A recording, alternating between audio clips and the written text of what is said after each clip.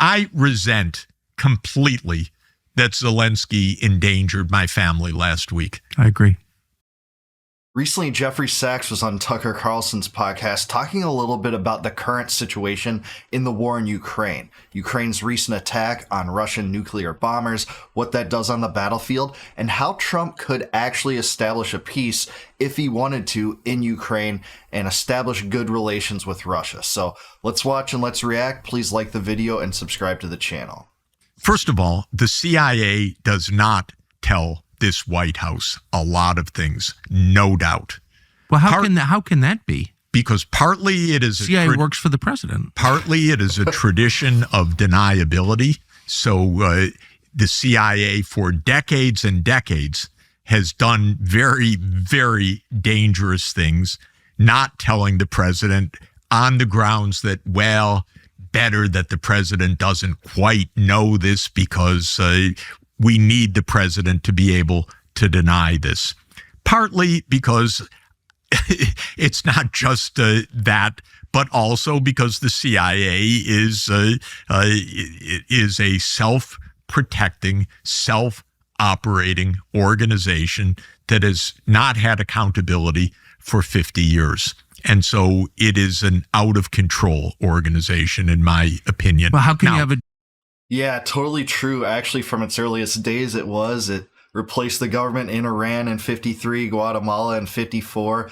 Allen Dulles arranged for the Bay of Pigs, an attack against Cuba as a precursor to set up a false flag and then an operation that would go in and remove Castro's regime. Total failures, has been since the start. And one of the things from the recently released JFK files has revealed that Arthur Schlesinger wrote a scathing report to Kennedy saying, hey, the CIA needs to be dismantled. There's rogue people within that organization trying to control foreign policy. They're taking up employment even in the State Department to do that. So yeah, Sachs is right there. Democracy if you've got a paramilitary and intelligence gathering force that has no civilian control. Our democracy is a democracy in form, but not in substance on many, many points. Obviously, our foreign policy is not democratically determined.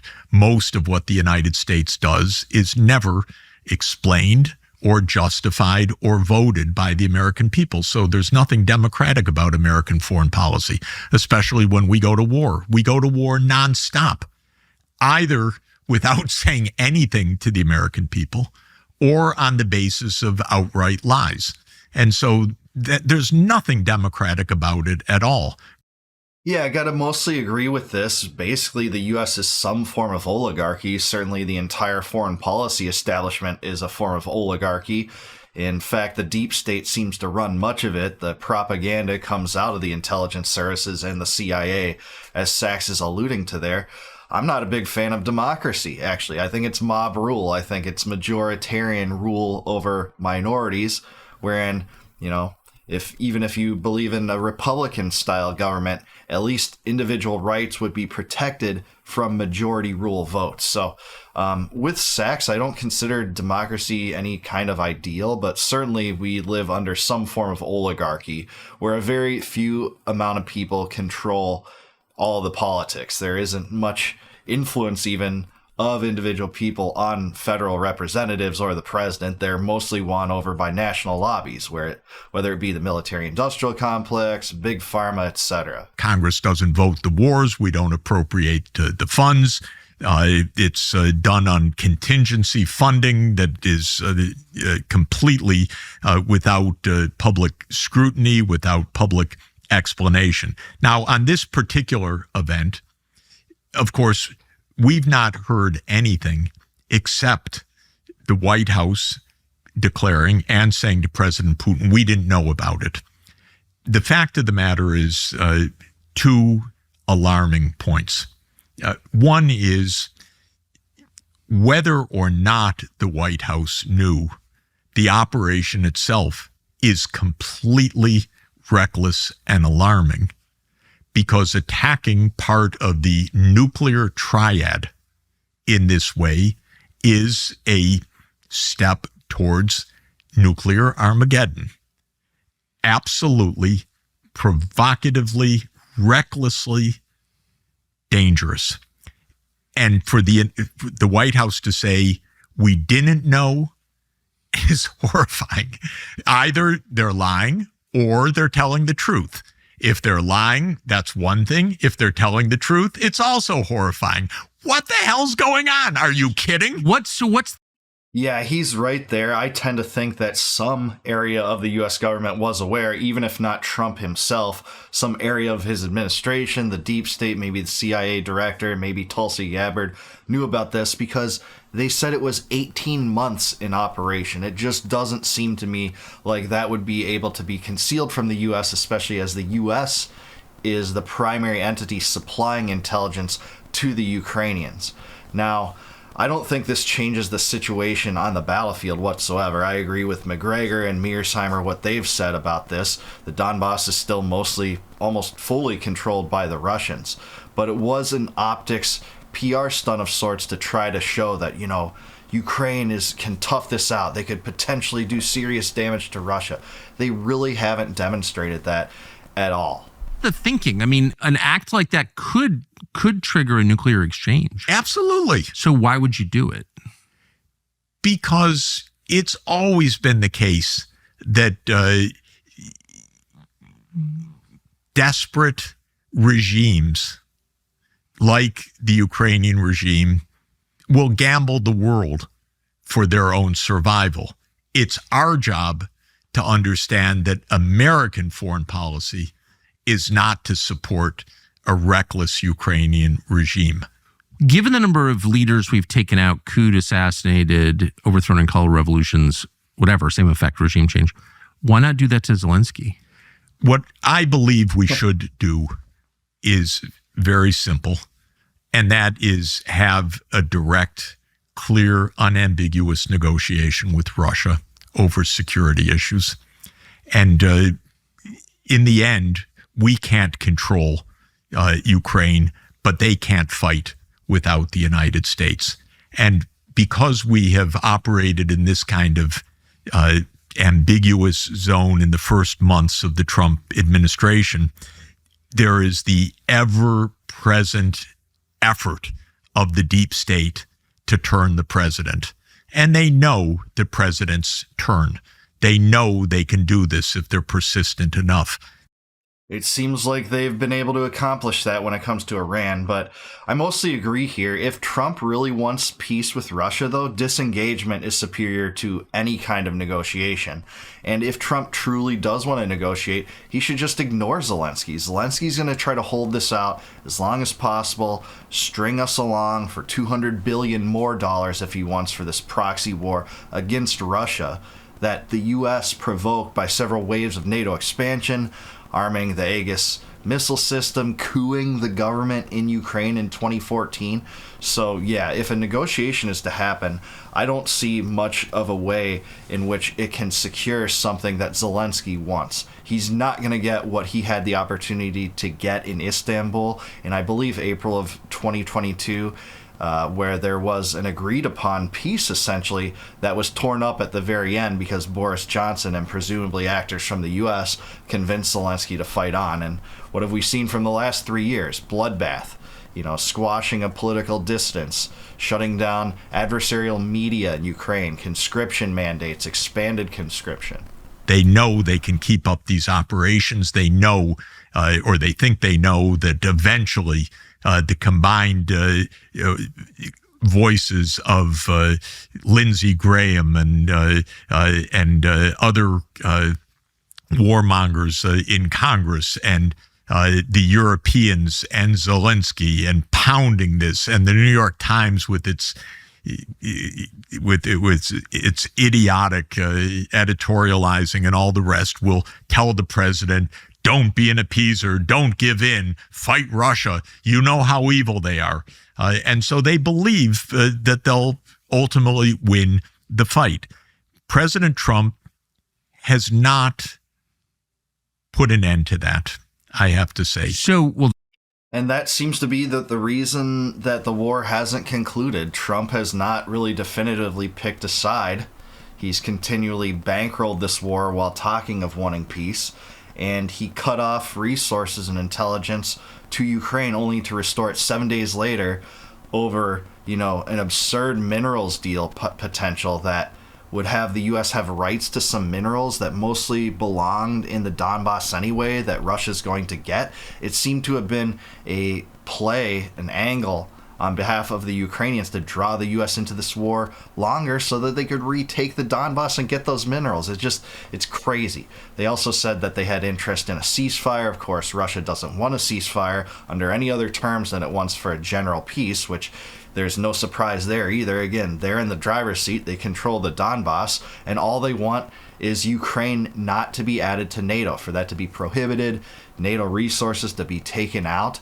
And that's essentially what they've always wanted. They've said that repeatedly throughout the years before Putin came in 2022, repeatedly. And he's obviously he's not put in. He can't put an end to people saying it, but he does have the constitutional authority to put an end to it from the point of view of the substance of U.S. foreign policy.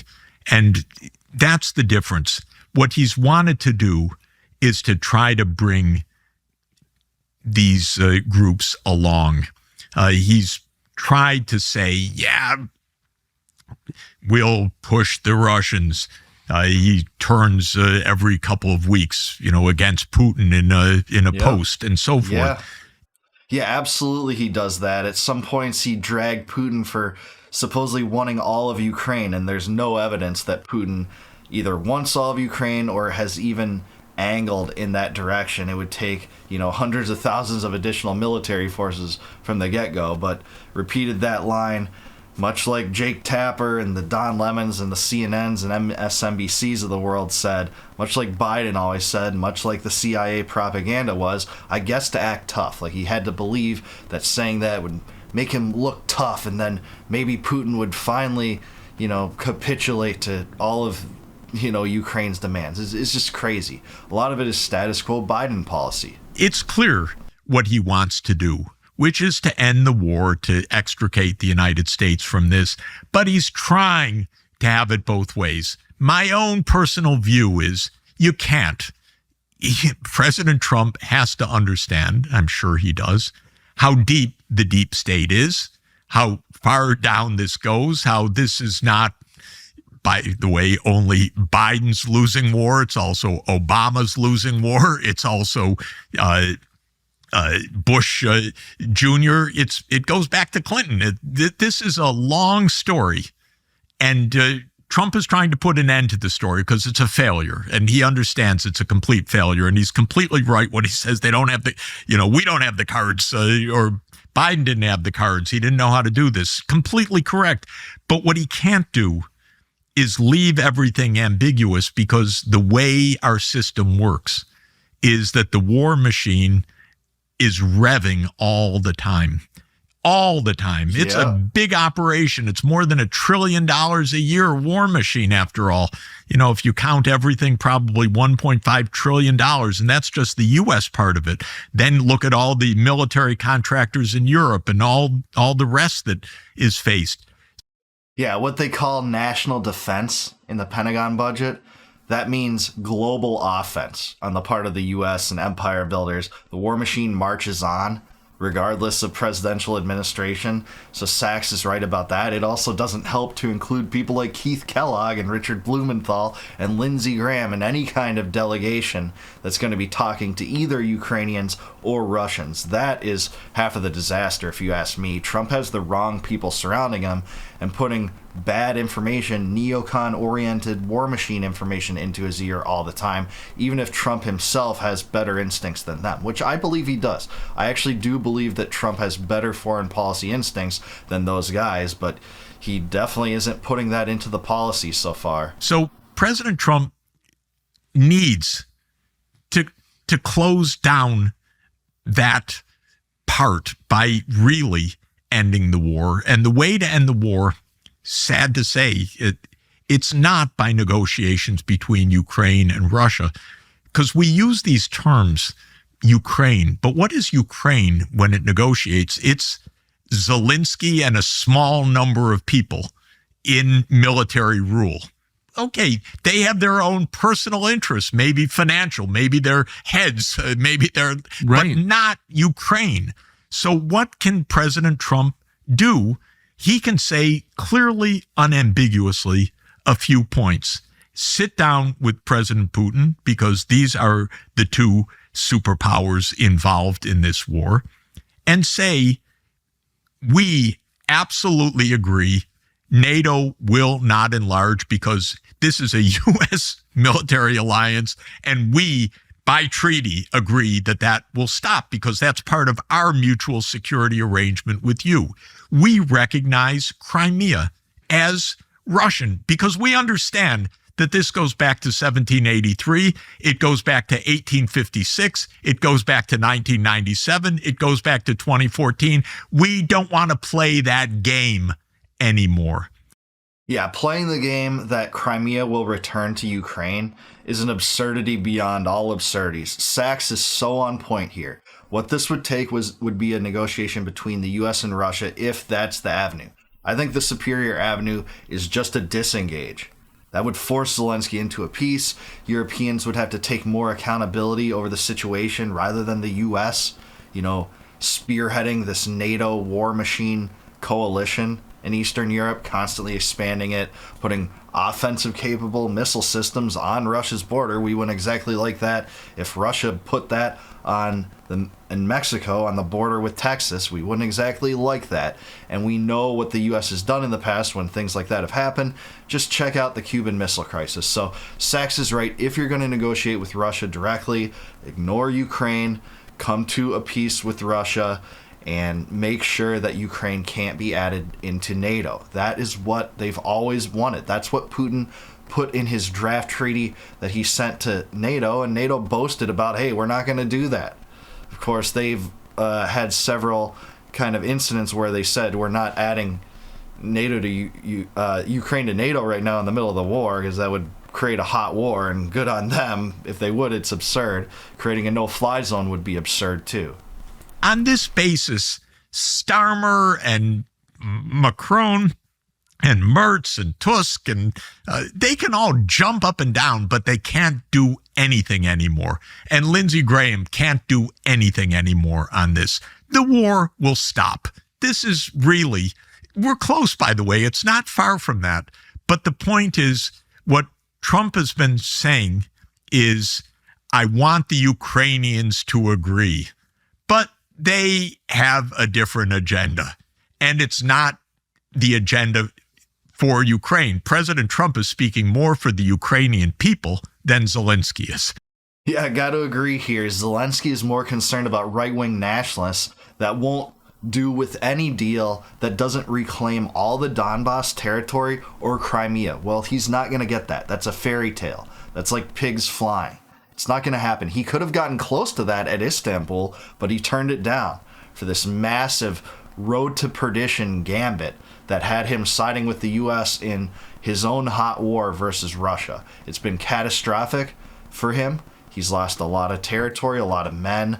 Martial law has been rolled out. There's been suppression of dissent, expanded conscription, like I said. The economy suffered almost all downsides, and he's still trying to claw and scrape out a better deal than what he would have gotten in Istanbul. It's not going to happen. Sachs is 100% right here. This is the point. So I think the status quo, as I understand it as of right now, which is Monday, June 9th, is that negotiation, that it's hard to negotiate your way out. And I don't think the president, he didn't start this war. He's frustrated. He doesn't want to take credit for it. He doesn't. So the current view, and I think he said this in public, is, I'm backing off. You guys fight it out. What are the risks in that? I would go further, which is I would say the U.S. and Russia have real security issues, and they became even more dramatic after MI6, CIA, SBU attacked the Russian strategic triad. The bomber fleet. So, got to agree, that's probably the most major escalation of this war in a year, and definitely since Trump took office. And if you're Putin looking at that attack, what makes you think that the U.S. is truly interested in negotiating peace if he believes that the U.S. was aware of it? Again, it's hard for me to understand how the U.S. at some point wasn't aware of it, or at least some segment of the administration or deep state. But that is a major escalation, and Putin has returned in kind. It brings up the serious scenario that they might try a new offensive into Ukraine as retaliation. So we'll have to see. We need to sit down with the Russians, and it's just the two of us negotiating.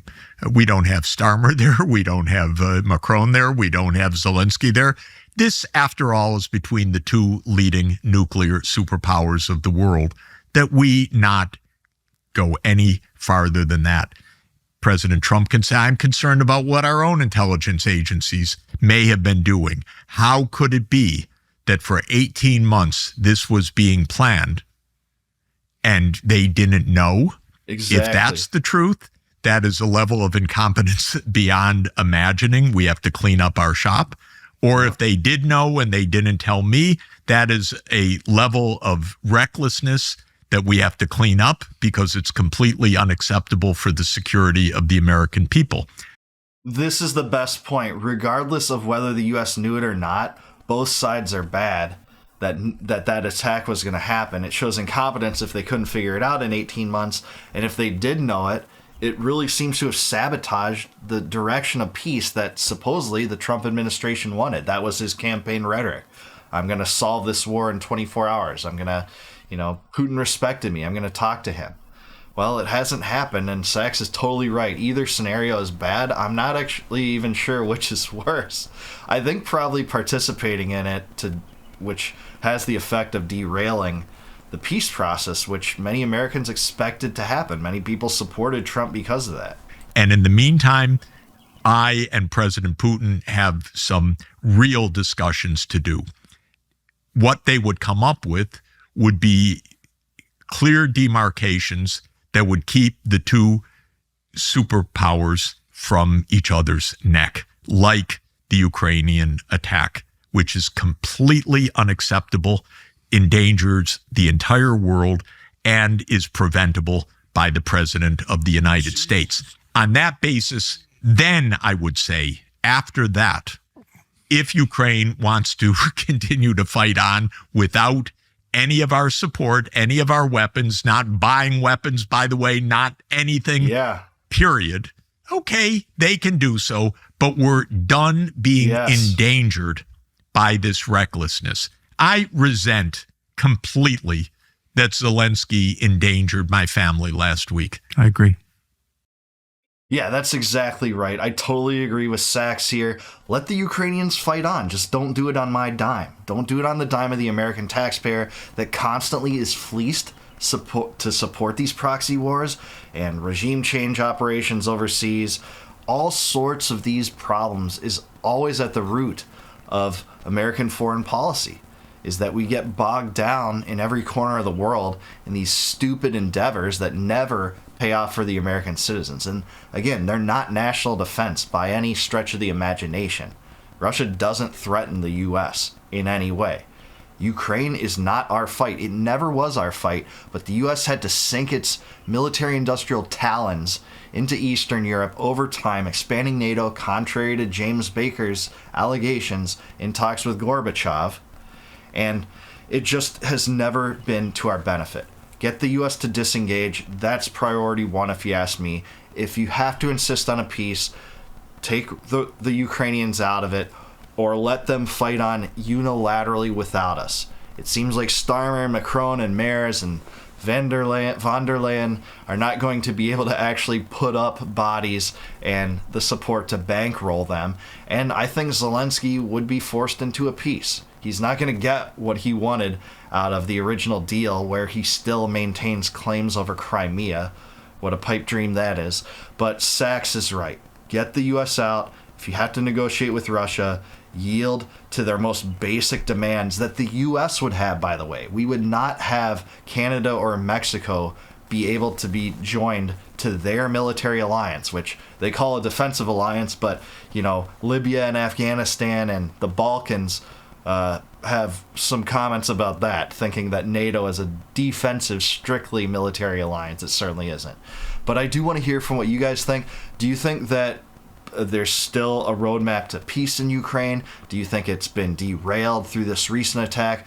What do you see coming from U.S. negotiations with Russia and or Ukraine in the coming months? Let me know in the comments down below. If you like this video, please consider supporting my channel by becoming a Patreon patron or a YouTube member. I'd really appreciate that. Like the video, subscribe to the channel, and until I see you guys next time, no more war, no more debt, no more inflation, and no more empire. Peace out, guys. I'll catch you in the next one.